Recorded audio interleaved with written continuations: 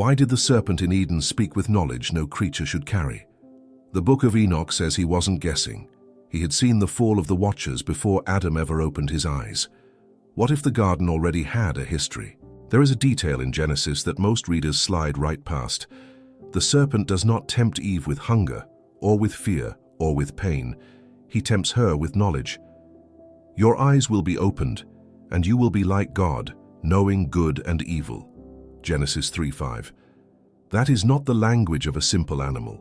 That is the language of someone who has already crossed a line no creature was meant to cross, and knows exactly what waits on the other side of it.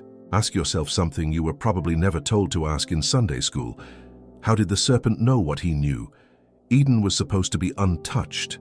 Adam and Eve were the first humans, still learning the names of the animals, still discovering what their own hands could do. They had no history yet, no memory of loss, no concept of shame, no reference point for what it even means to disobey. And yet this one creature walks in already fluent in the difference between innocence and divinity, already aware that eating from a certain tree changes what a being is, already skilled enough at persuasion to twist a single command into a question worth doubting. That is not instinct. That is memory. Something in him had already lived through a version of this choice, and he knew precisely which words would make it irresistible the second time around. The Book of Enoch gives us a place to put that memory. In its account, long before Eden's fall becomes the fall we know, there is another fall already in motion, or at least already being set in motion in realms outside the garden. Enoch describes watchers, heavenly beings assigned to observe creation, who abandon their post and come down with knowledge that was never meant to reach human hands. And they took unto themselves wives, and each chose for himself one, and they began to go in unto them. 1 Enoch 7:1. What follows is not romance, it is instruction. The watchers teach forbidden arts, the working of metals, the reading of the stars, the casting of spells, the secrets of good and evil that Genesis only hints at in a single fruit. Enoch even names one of them, Azazel, as the source of weapons, ornaments, and the cosmetic arts that led women into vanity and men into violence, a corruption so severe that the earth itself, according to the text, cried out under the weight of it. This is not a footnote tradition. This is the backstory that early Jewish readers carried with them every single time they heard the word serpent. Here is where it gets uncomfortable in the best way. Jewish tradition never fully agreed on what the serpent actually was. Some rabbis described him as upright, intelligent, almost angelic, before his punishment bent him to the ground.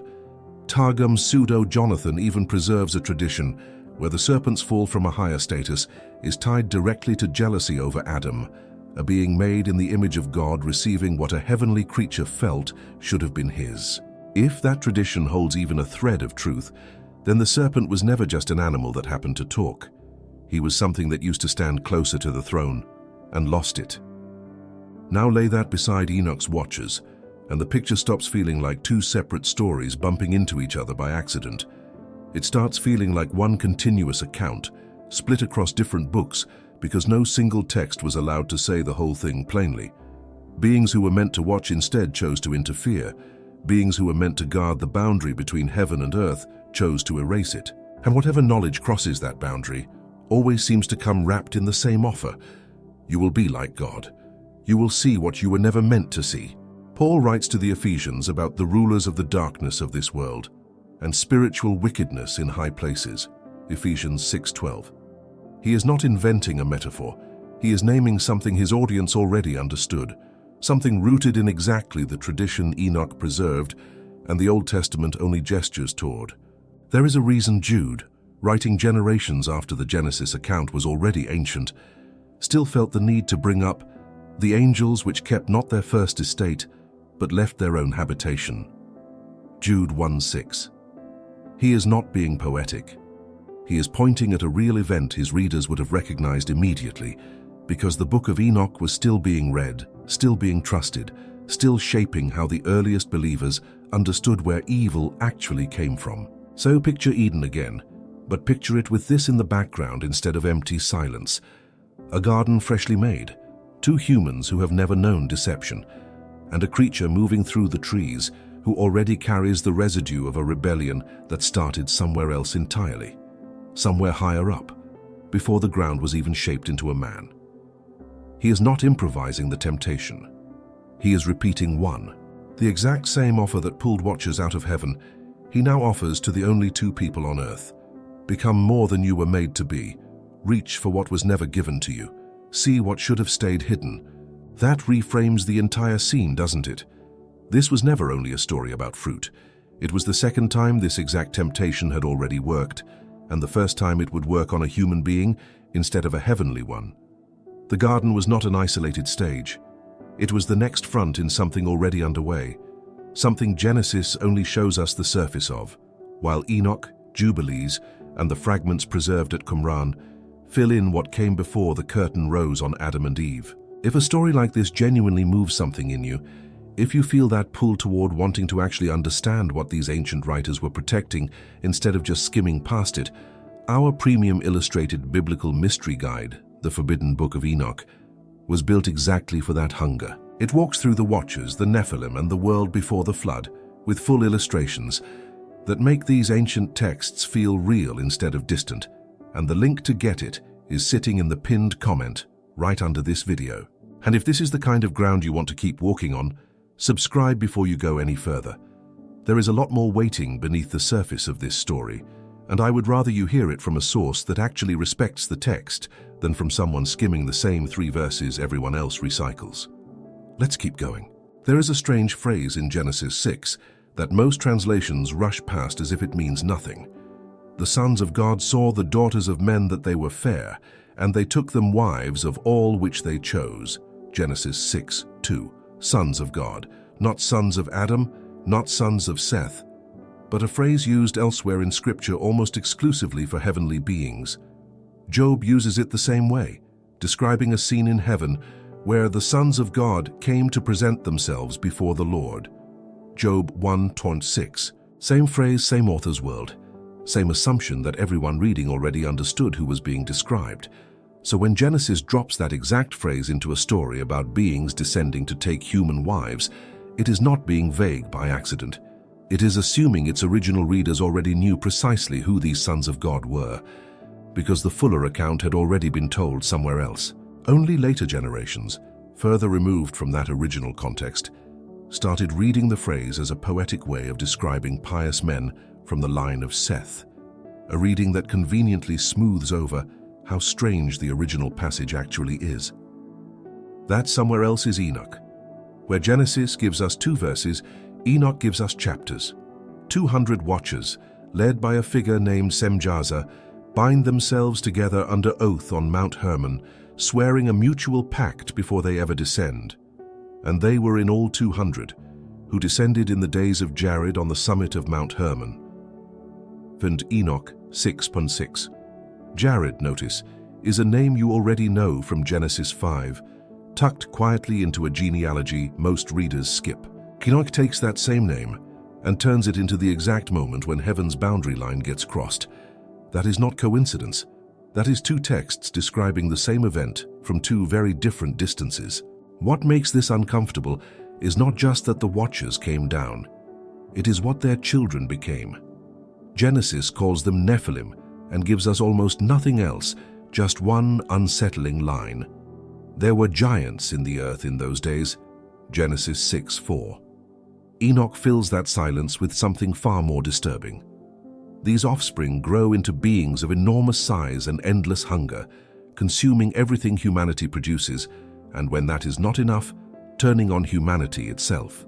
And when men could no longer sustain them, the giants turned against them and devoured mankind. 1 Enoch 7:3-4. This is not a myth about tall men. This is an account of a world being consumed from the inside by something that was never supposed to exist in the first place. A hybrid of heaven and earth that had no rightful place in either. Notice something else Enoch preserves that Genesis leaves out entirely. It is not only the watchers who corrupt the world, it is what they teach while they are here. Enoch names them individually, almost like a roll call of specific failures. Azazel teaches the making of weapons and the art of war. Another teaches the cutting of roots and the working of enchantments. Another teaches the signs of the sun and moon, knowledge that becomes the seed of astrology and divination. This is knowledge humanity was not ready to hold, dropped into human hands centuries too early, by beings who had no right to be handing it out. And once given, it could not be taken back. This is why the flood, when it finally comes, reads so differently once you have Enoch sitting beside Genesis. It stops being a story about God growing tired of ordinary human sin.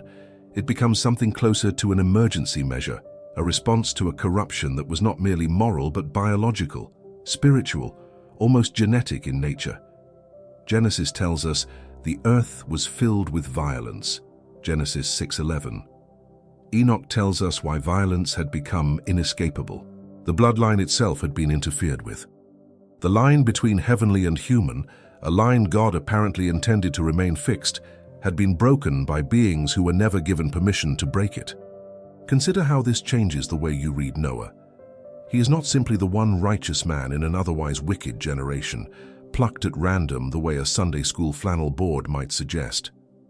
Jubilees, another text drawing from the same tradition, describes Noah's own family line as one of the last remaining untouched by the corruption spreading through the earth, a bloodline still carrying what it was originally meant to carry.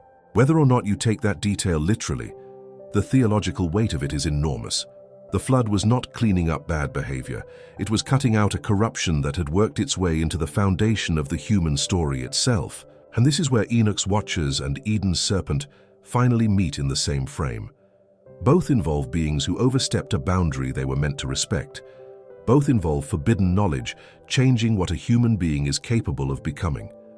Both end with consequences that ripple across generations instead of staying contained to the individuals involved. The serpent in the garden was not an isolated incident invented for a single story. He was the opening scene in a much longer pattern, one Enoch spends chapter after chapter documenting in painstaking, almost forensic detail, as though someone genuinely needed the record kept for those who would come looking for it later. Peter seems to know this record. When he writes that God spared not the angels that sinned, but cast them down to hell, and delivered them into chains of darkness, to be reserved unto judgment, he is not building a new doctrine from scratch. 2 Peter 2:4. He is referencing something his readers would have immediately recognized, an event with a name and a location and a list of participants, preserved in exactly the kind of detail Enoch provides, and Genesis leaves deliberately thin. The question worth sitting with is why? Why would the fuller account get pushed to the margins of Scripture, while the compressed version became the only one most people ever hear?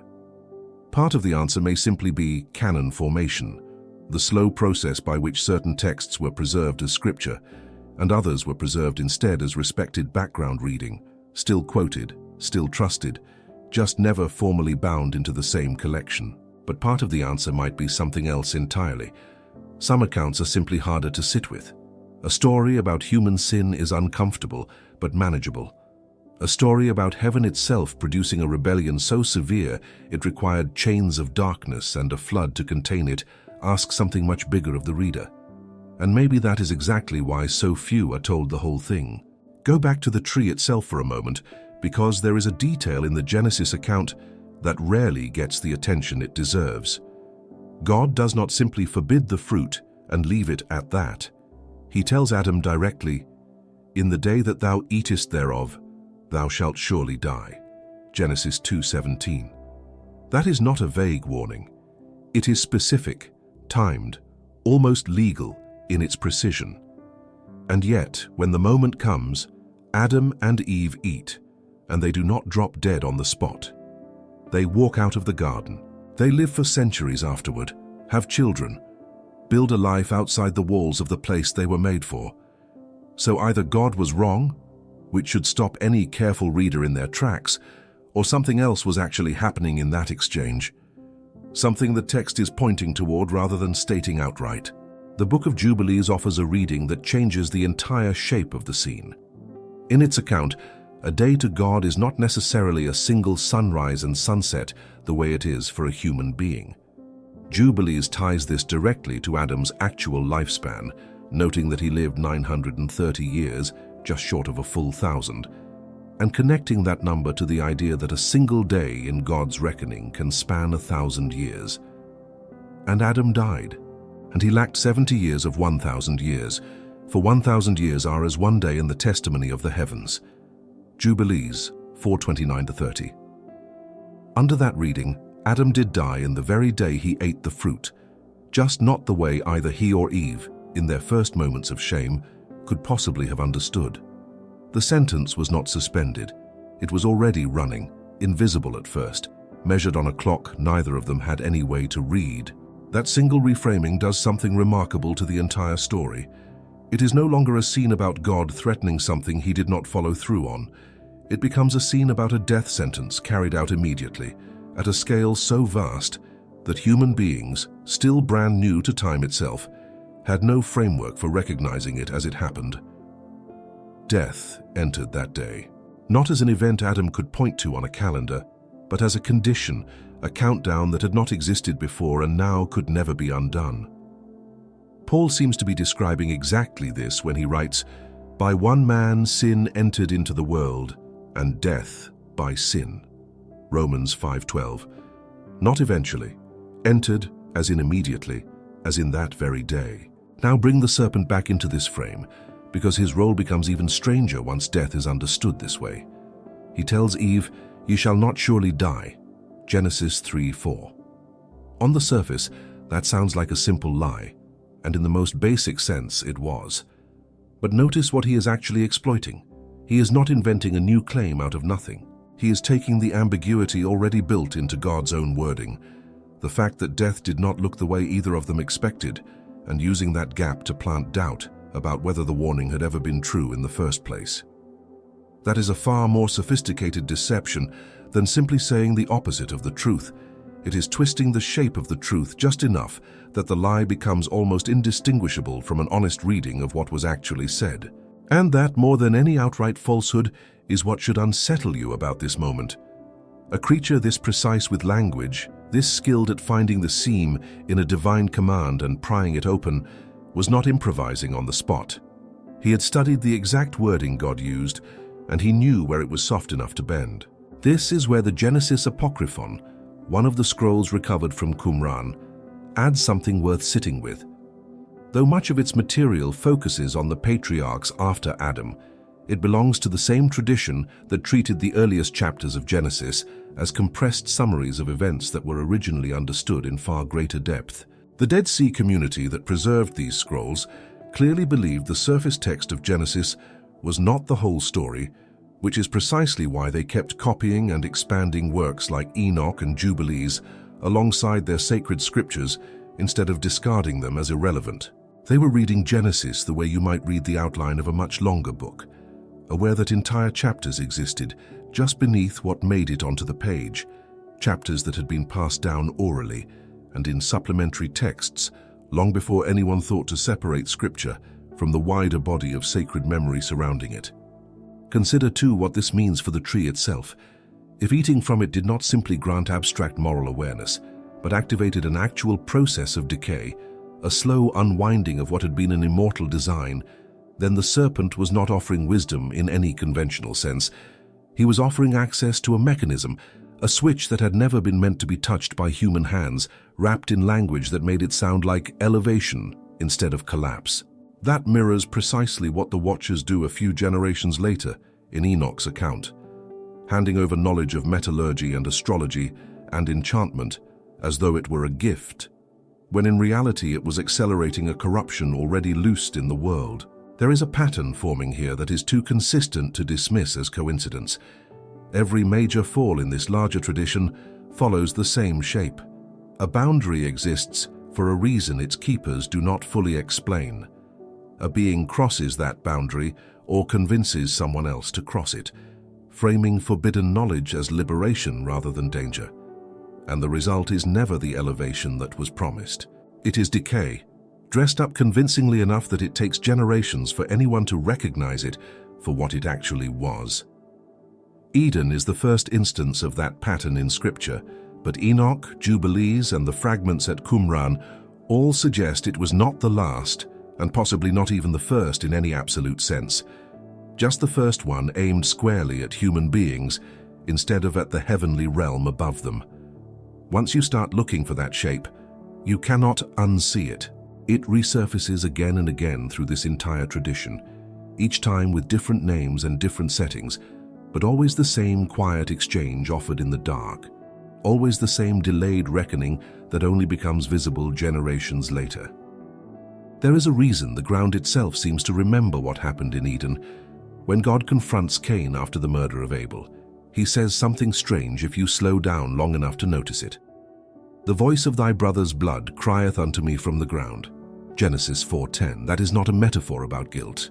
Her voice, coming from the earth itself, as though the ground were a kind of witness capable of holding testimony, absorbing what happens on its surface and refusing to let it disappear into silence.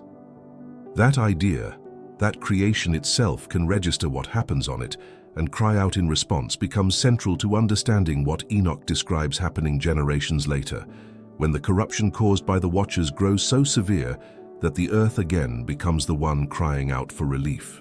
"And now behold, the souls of those who have died are crying out even to the gates of heaven." For Enoch 9:10. This is the moment in Enoch's account where the archangels themselves petition God directly, not on behalf of humanity in some abstract sense, but because the specific violence caused by the Nephilim, the giant offspring of the Watchers, had become unbearable to witness. Michael, Gabriel, Raphael, Uriel, these are not distant, unfamiliar names to you. They appear throughout Scripture, in Daniel, in Luke, in Jude, always functioning the same way as messengers and enforcers, standing at the boundary between heaven's order and earth's chaos, dispatched whenever that boundary has been breached badly enough to require direct intervention. In Enoch, they are the ones who finally act. What God commands in response tells you everything about how seriously this rebellion was taken. Raphael is instructed to bind Azazel and cast him into darkness in the desert, covering him with rough and jagged rocks until the day of judgment. And the whole earth has been corrupted through the works that were taught by Azazel. To him ascribe all sin. 1 Enoch 10:8. Notice that phrasing carefully. All sin. Not simply his sin, but the corruption of an entire deep category of wrongdoing traced back to a single source. That is an enormous theological claim, and Enoch makes it without flinching, treating Azazel's influence as the template from which so much later human evil would draw its shape, as though every subsequent generation inherited a pattern first cut by hands that were never supposed to touch human affairs. Gabriel receives a different assignment. He is sent to set the children of the Watchers, the giants themselves, against one another, so that they destroy each other through mutual slaughter, rather than continuing to devour the human population around them. It is a brutal solution, but the text presents it almost as an act of mercy, a way of ending the horror without waiting for it to consume everything left standing. This detail matters because it reframes the flood that follows shortly after, showing that God's response to this crisis was not a single sudden decision made in anger, but a series of escalating interventions attempted across time before the most drastic option was finally required. By the time the waters rise, the corruption at the heart of humanity had already been fought on multiple fronts, through binding, through forced conflict, and finally through the flood itself, as the last and most complete measure available. Look again at what Genesis says right before the flood account begins. "And God saw that the wickedness of man was great in the earth, and that every imagination of the thoughts of his heart was only evil continually." Genesis 6:5. Total corruption, not partial. Continual, not occasional. That is a far stronger statement than simple moral failure. It reads like a description of something structural, a corruption baked into the pattern of human thought itself, exactly what you would expect if the source of that corruption traced back to knowledge and bloodlines interfered with by beings who never should have crossed the boundary between heaven and earth in the first place. Ordinary sin does not usually get described in language this absolute, every imagination, only evil, continually. That kind of language is reserved for something closer to systemic contamination than individual moral choice. This is where the Book of Jasher, though later in its final form, preserves traditions that run alongside Enoch's account almost like independent confirmation. It describes a world where violence, sorcery, and idolatry had become so intertwined with everyday life that righteousness had become nearly impossible to practice openly. Whether or not every detail in Jasher reflects an unbroken ancient source, the shape of what it describes matches the same underlying claim found in Enoch and echoed in Genesis. This was not an isolated society falling into sin the way any society occasionally does, drifting gradually and correctably away from what it once was. This was a world reshaped from the inside by influences that had never belonged there, restructured at a level no ordinary reform could have reached. Noah's position inside all of this becomes almost impossible to overstate. Genesis calls him a just man and perfect in his generations, Genesis 6:9. That phrase, perfect in his generations, has been read multiple ways across Jewish tradition, but one persistent reading ties it directly to lineage, to a bloodline that had somehow remained untouched by whatever the Watchers had introduced into the wider human population, a purity measured in ancestry rather than in conduct alone. If that reading carries any weight, then Noah was not chosen simply for good behavior in a bad environment. He may have been one of the last remaining links to what humanity was originally meant to be before anything from outside the created order interfered with it. A single surviving strand of an inheritance everyone else around him had already lost without realizing it was even gone. Stand back far enough and the entire ark becomes visible in a single sweep, a boundary crossed in heaven, forbidden knowledge poured into human hands, a bloodline corrupted at its root, an earth crying out under a weight it was never designed to carry, and a flood sent not simply to punish but to reset, to cut away what could not be salvaged and preserve the one thread still connected to what creation had originally been intended to be. Every piece of this reads differently once you stop treating Genesis 6 as an isolated, strange little passage and start treating it as the visible tip of a much larger account, one the Book of Enoch was apparently trusted to preserve when nothing else would. Here is where the story usually stops for most people. The flood comes, Noah survives, the world resets, and the account of the Watchers quietly disappears from the conversation, as though it were a strange footnote that Scripture eventually outgrew and left behind. But that is not what actually happens if you keep reading past Genesis. Numbers 13 contains a detail that should stop you cold. When the spies return from scouting Canaan, they report seeing giants there, and they specifically named them. There we saw the giants, the sons of Anak, which come of the giants, Numbers 13:33. The giants, not a new phenomenon, not a fresh anomaly the spies stumbled upon by accident. A continuation of something the text assumes its readers already recognize, centuries after the flood was supposed to have ended this exact bloodline for good. That single detail raises an uncomfortable question that most readers never pause long enough to actually ask.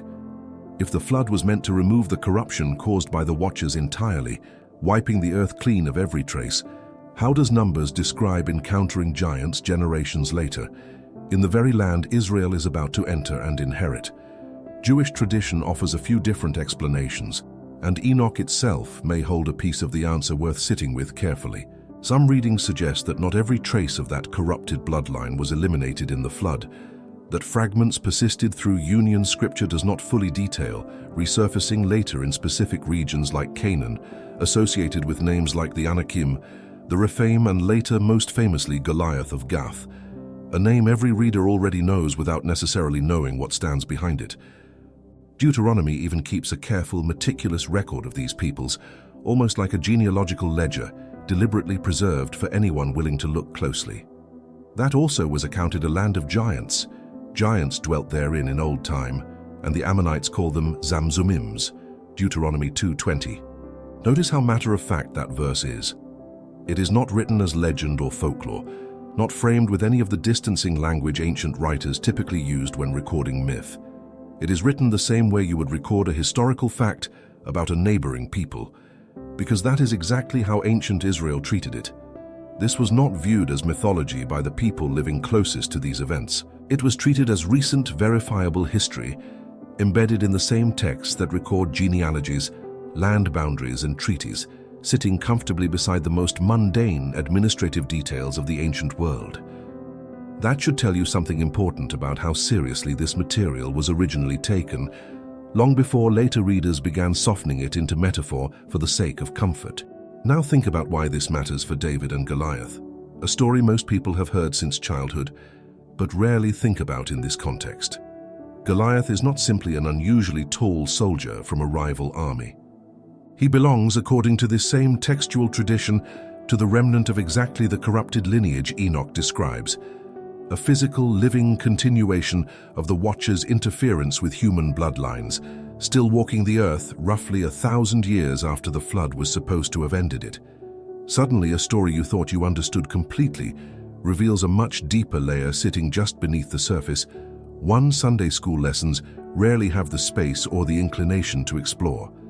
David is not merely defeating an oversized enemy soldier chosen for dramatic effect.